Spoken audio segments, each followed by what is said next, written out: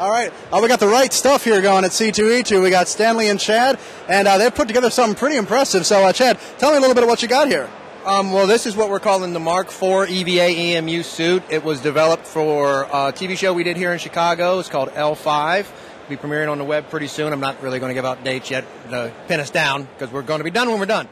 I was the production designer for the program. I had to build 2 of these suits. These are actually handmade, one-off, customs. You got roller bearings at each joint, at the shoulder, at the waist. It's pretty extensive. The torso alone weighs about 52 pounds. It actually weighs about 1.5 pounds less than the actual spacesuit. So it's pretty impressive. It's a full enclosed helmet. Did all of our shooting here in Chicago. This is Stanley Von Medvey. He's the brains of the operation. I'm just the muscle, really. Well, Stanley, how did this all come together then? Well, about in June of last year, we sat down with my good buddy Tom Tuschinski, who's our writer, and we just came up with this idea. We got real disappointed after finishing Lost. We didn't like how it ended, and we thought we want to make something that sticks to science fiction, that's hard sci-fi, and is also mysterious and keeps people gripped. So we thought, well, how can we do this? We ran a Kickstarter campaign, raised $10,000 to make the pilot episode, and we shot it over in January.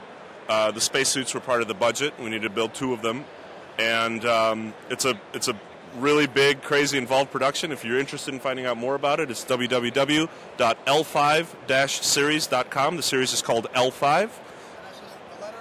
The letter and the number, which stand for Lagrange point 5, which is a gravimetrically stable point in the Earth-Moon system. But we just call it L5.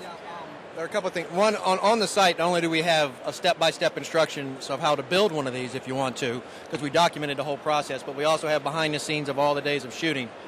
But one of the other things I really want to make sure people know about the show is it is really hard sci-fi. Stanley used to work with NASA. He designed payloads for for a couple of rocket missions. We have ties unofficially to a lot of the scientific community on that side, and we're getting their advice on that. Not only do we have people who have got a large background in a lot of VFX and all the computer animation from both games, concept art, all kinds of stuff, but all the science is real. Yep.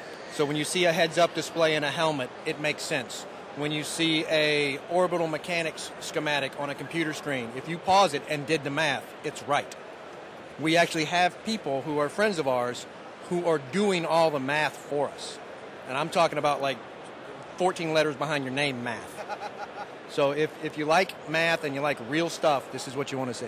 I know that stuff. I like seeing that on TV too, and actually is the real deal. You can actually look it up. You know, you get that little sense of accomplishment. You go look it up, you find out that's the real deal. You know, you get that, you feel that little, you get a little badge. You know, you feel good about it. So, all right, history major time. Sorry about that. I got to do this. You said Mark III suit. So, what time period are we looking at for that? Mark III is the current spacesuit, actually. That's the Mark III. This is the Mark IV.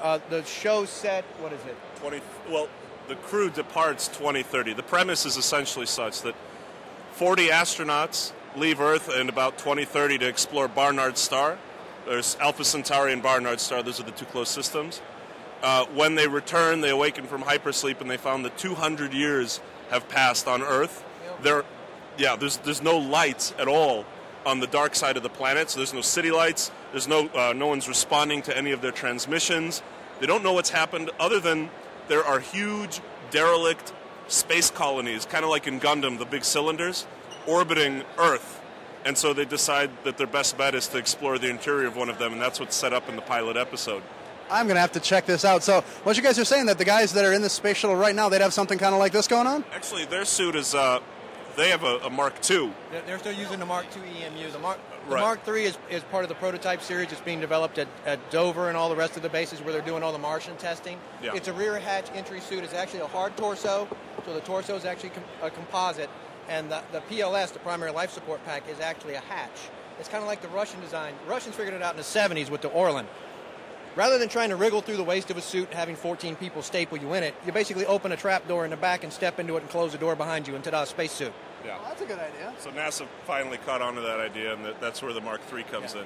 And we just basically took the Mark III to its next progressional level when we designed the suit. And I got to tell you, it looks fantastic. So, guys, I'm totally going to check this out. That's L5-series.com. Correct. And I'm going to go ahead and I'm going to go home and check that out and see. I can't wait till you guys put this online. So, got a Facebook page. Fantastic. Sounds good. All right. Thanks, guys, for coming out. Appreciate it. Great stuff. Looking forward to it.